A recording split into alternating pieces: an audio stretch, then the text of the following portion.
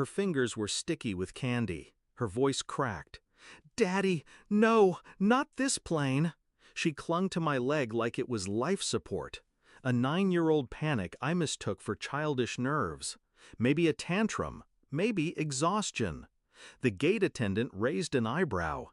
My wife rolled her eyes. "She's tired," she said. "She always does this." But this wasn't the usual squirming. It was trembling, desperation. "Please," she whispered, "not this one." I looked down at her, looked into her, and something in me froze. I told the attendant we'd catch the next flight. My wife's mouth twisted with irritation. I didn't care. We turned. 10 steps away, the terminal glass vibrated, then shattered. The explosion wasn't loud at first. It was wrong. A deep metal scream, followed by fire. The plane we were about to board was gone. And in that chaos, while alarms wailed and people screamed, my daughter just held my hand and said, "I told you." We stayed at an airport hotel that night. I didn't sleep. Neither did she. Not my daughter. My wife. She didn't cry. She didn't tremble. Not even when the news confirmed it was a bomb. Not when they listed the names of the dead. Instead, she scrolled. I watched her from across the room. No fear, no grief, just messages. Too quick, too rehearsed. She whispered in the bathroom for 32 minutes. I timed it. When I asked who she was talking to, she smiled. "No one. Work's checking in." She kissed my forehead. The gesture felt rehearsed too. I didn't say anything. Not yet. But I remembered the moment, months ago, when she insisted we had to fly that day.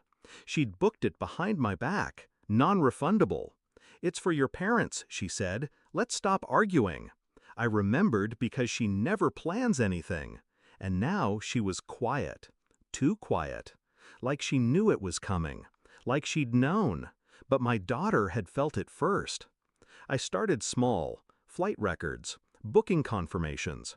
She used her personal email. Strange, considering she always books through mine. The confirmation was deleted. I found it in the trash. Sent at 2:13 a.m. I kept digging. There was a second booking made under her maiden name. 1 seat. Same day. Different city. Paid in cash. The timestamp was 2 days before ours. She wasn't planning to go with us. She was planning to disappear. I accessed her laptop while she showered. VPNs, encrypted folders, burner numbers labeled with initials I didn't recognize. One thread caught my eye. "Are you sure they won't trace this back?" "Relax. It's set. You'll be clear in 24. The message was dated the night before the explosion. She wanted us on that plane. Correction, she wanted me on it. The ticket was in my name. My daughter wasn't even listed. Only I was meant to board. And she wasn't going to cry, because she already had someone else to console her. I printed everything. Sat at the edge of the bed while she brushed her hair. Calm, silent. I slid the manila folder across the sheets. She didn't touch it, just looked at me. "What's this?" "You tell me." A beat. Then 2. She opened it, read, slower than I expected. Then the color left her face like smoke. "You went through my things?" "No." Pause. I hunted through them. The screen captures, the alternate booking, the chat logs with a contact saved only as J.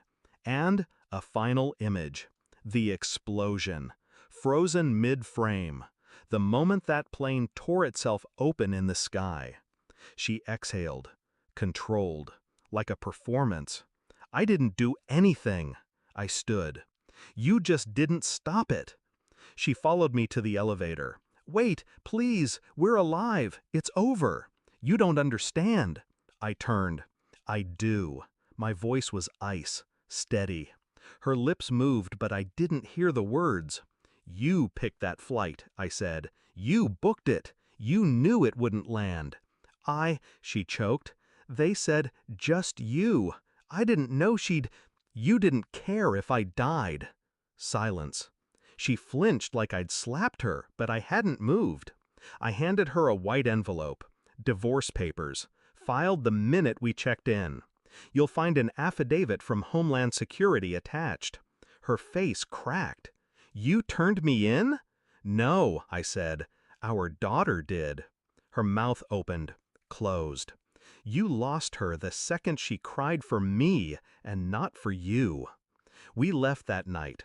Different airport, one-way flight, new names, new lives.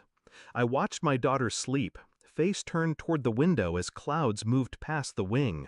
She smiled in her sleep, not because she was safe, because she had chosen who to trust. Not her mother, me. I didn't look back, didn't read the headlines the next day, didn't answer when my lawyer said she was begging to explain. Because now I understood. Some betrayals aren't loud. Some come dressed in routine, masked as marriage. She thought I'd burn. She forgot I carry matches. And I know where to aim the flame.